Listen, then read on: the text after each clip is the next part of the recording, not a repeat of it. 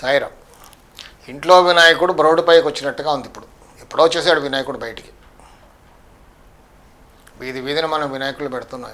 ఇప్పుడు ఏమైంది, పెద్ద పెద్ద గేటెడ్ కమ్యూనిటీస్లో విల్లాస్ కట్టిన దాంట్లో ఒక గుడి కట్టుకోవాలి. ఇంట్లో నుంచి పూజా రూమ్ బయటకు వచ్చేసింది. ఇప్పుడు గేటెడ్ కమ్యూనిటీకి కూడా గుడి కావాలి. ఇప్పుడు పెద్ద గేటెడ్ కమ్యూనిటీస్ ఎన్నో బ్లాక్స్ ఉన్నాయి, మాకు గుడి కావాలి. ఇప్పుడు కొంతమంది జైన్ టెంపుల్ కట్టుకుంటున్నారు, కొంతమంది గుళ్ళు కట్టుకుంటున్నారు.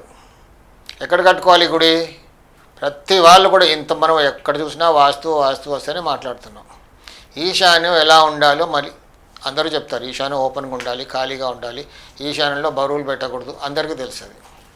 కానీ తీసుకెళ్ళి గేటెడ్ కమ్యూనిటీస్కి ఈశాన్యంలో గుళ్ళు కడుతున్నారు. అలాంటివి నేను ఎన్నో చూశాను.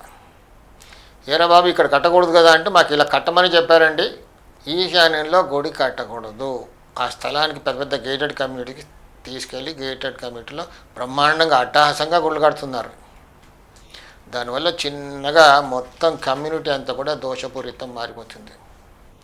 చిన్నగా కొన్ని సంవత్సరాలకే డెడ్ ఎండ్ అయిపోతుంది, ఇంకా సమాప్తం. అందులో ఉన్న వాళ్ళు అన్ని ప్రాబ్లమ్స్ ఫేస్ చేస్తూ ఉంటారు. చిన్నగా స్టార్ట్ అవుద్ది, ఒకటి ఒకటి ఒకటి ఒకటి domestic problems, financial problems, behavioural attitudes, పిల్లలపైన ఎక్కువగా ఎఫెక్ట్ ఉంటుంది. యాక్సిడెంట్స్, జబ్బులతో బాధపడడం. మళ్ళీ అక్కడ దేవుడు ఉన్నాడు ఈశాన్యంలో. ఎట్టి పరిస్థితుల్లో గేటెడ్ కమ్యూనిటీస్లో ఈశాన్యంలో కట్టుకోకూడదు. ఇంకెక్కడైనా కట్టుకోండి, పశ్చిమ వాయుల్లో కట్టుకోవచ్చు, కానీ ఉత్తరం కంపౌండ్ కానుకోకుండా ఉత్తరం కంపౌండ్కి గుడి తాళి ఎదురులో వదిలిపెట్టి కట్టుకోవచ్చు. లేదు నైరుతిలో ఖాళీ స్థలం ఉంది, అక్కడ నైరుతిలో బ్రహ్మాండంగా ఎత్తైన గౌరవమైన గుడి కట్టుకుంటే మంచి రిజల్ట్స్ ఉంటాయి.